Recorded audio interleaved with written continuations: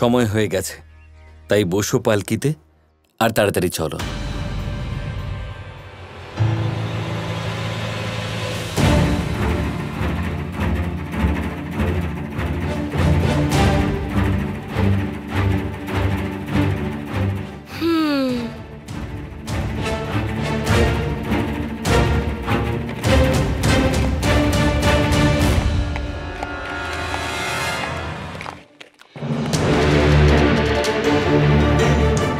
সব কথা হয়েছে না, কিন্তু সন্দেহের জন্য একটা বীজই যথেষ্ট, যা আমি পুঁতে দিয়েছি। এবার রুক্মিণীর মতো সহজ সরল মেয়ের মনের মধ্যে এই সন্দেহের বীজ একটা বিশাল মহীরুহ ধারণ করবে, যার শিকড় রাধা আর কৃষ্ণের জীবনকে শেষ করে রেখে দেবে।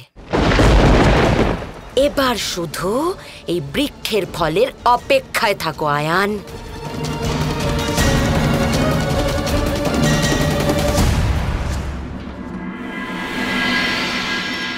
পিতাশ্রী, রুক্মিণী কোথায়?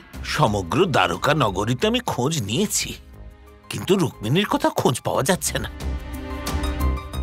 বিবাহের লগ্ন পেরিয়ে যাচ্ছে। হে নারায়ণ, দ্বারকার সবাই এখানে উপস্থিত। বধূ না হলে অন্তত বর আমার কৃষ্ণই এখানে আসুক। আমি তো তৈরি আছি মা।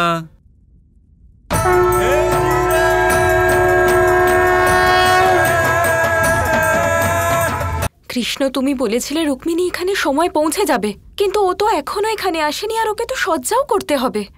বিবাহের লগ্ন পেরিয়ে যাচ্ছে। আমি আপনাকে বলেছিলাম আপনি নিশ্চিন্ত থাকুন, রুক্মিণী সময়ের পূর্বেই চলে আসবে। ও তো তৈরিও হয়ে গেছে।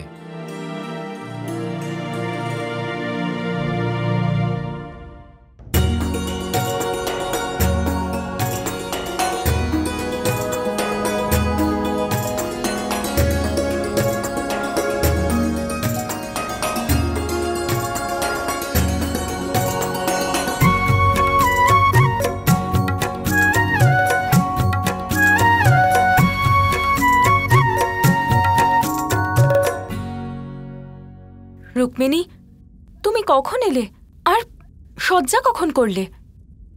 আসলে আমি রেবতী বৌদির সাথে বাইরে গিয়েছিলাম। সত্যি আজ তোমায় খুব সুন্দর দেখাচ্ছে। সত্যি কথা, আজ আমার দাদু ভাইয়ের বউকে খুবই সুন্দর লাগছে।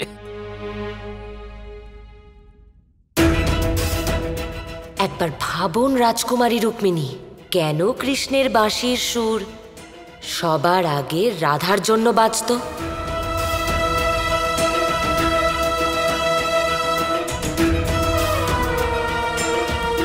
সমগ্র দ্বারকায় বিবাহের প্রতীক্ষা করছে। চলো মাল্যদান দিয়ে শুরু করা যাক।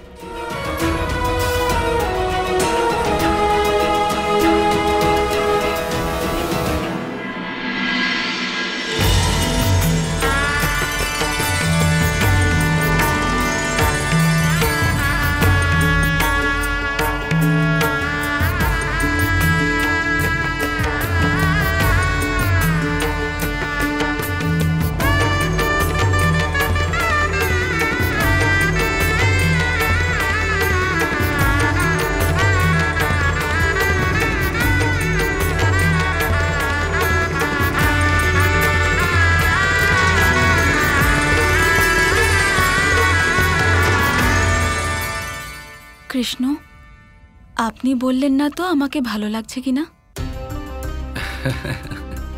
এটা বলার কি আছে রুক্মিণী? রাধা আপনার প্রসাধন করেছে, আপনাকে সুন্দর দেখাবেই, নিশ্চিন্ত থাকুন। রাধা তৈরি করেছে তাই আমাকে ভালো লাগছে, নয়তো আমাকে ভালো লাগতো না। কৃষ্ণের জীবনে রাধার এত গুরুত্ব কিসের জন্য? রাধারানী, আয়ান নিজেকে বর্ষণার প্রধান ঘোষিত করে দিয়েছে, আর উনি কিছু সিদ্ধান্তও নিয়েছেন। দাঁড়াও! তোমাদের এত সাহস হলো কি করে এখানে এসে একে কিছু জিজ্ঞেস করার? একবার বলেছিলাম তো যে রাধা এখন খুব আঘাত পেয়েছে। ওর মানসিক স্থিতি একেবারেই ভালো নেই। ওর সেই পরম সখা কৃষ্ণ রাধার উপস্থিতি ছাড়াই নিজের বিবাহ সম্পন্ন করে ফেলছে। এমনকি ও রাধাকে নিজের বিবাহতে আমন্ত্রণও করেনি। ব্যাস, আর কোনো দুঃখ সহ্য করতে পারবে না। এবার থেকে ওর সমস্ত দায়িত্ব আমি সামলাবো।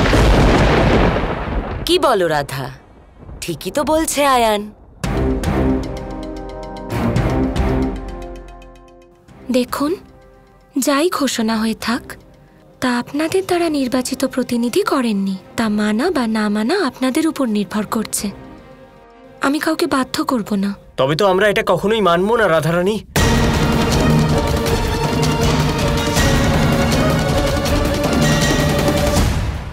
এটা তুমি ভালো করলে না রাধা। আর ওই কৃষ্ণ তো তোমাকে ছেড়ে চলে গেছে, কিন্তু যদি তোমার ওই কৃষ্ণের সাথে রাসলীলার ব্যাপারে, তোমাদের ওই প্রেমের বিষয় যদি এই সমগ্র বর্ষণাবাসীরা জেনে যায়, তাহলে তার পরিণাম কি হতে পারে তুমি কি জানো? আয়ান, কুটিলা দিদি, এই দায়িত্ব স্বয়ং কৃষ্ণ আমায় দিয়েছে। এবার সেটা ওর দেওয়া উপহার হোক বা দায়িত্ব, আমি তা কখনো ত্যাগ করব না।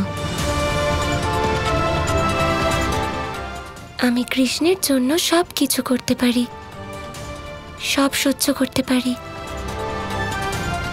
যতই কৃষ্ণ আমায় ছেড়ে রুক্মিণীকে বিয়ে করে নিক না কেন, আমি তো এটাই চাই যে রুক্মিণী সেই মেয়ে হোক যে কৃষ্ণের যোগ্য। আমি শুধুমাত্র কৃষ্ণের সুখই কামনা করি।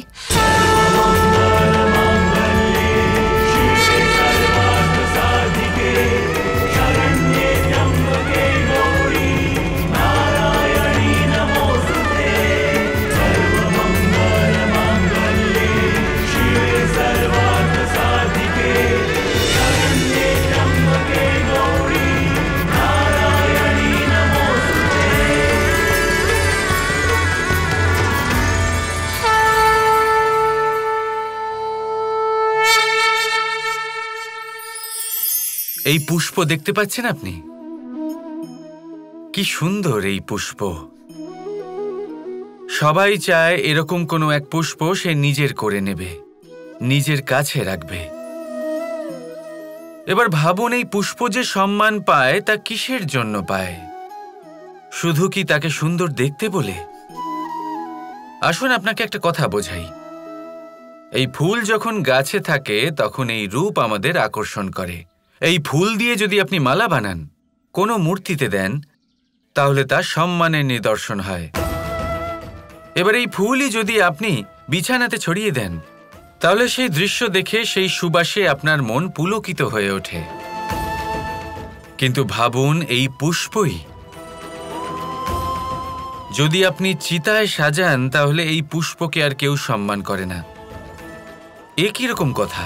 সেই একই পুষ্প এক পরিস্থিতিতে সম্মান পাচ্ছে, এক পরিস্থিতিতে নয়। কেন?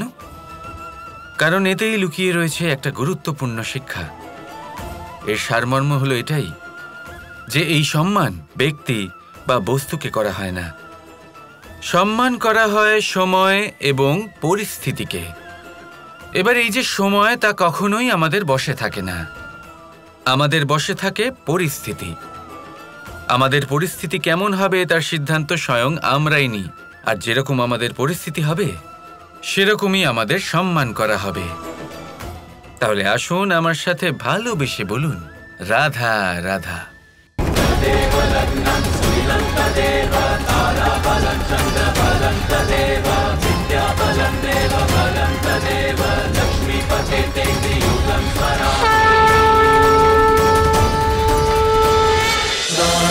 Krishna Krishna Krishna Krishna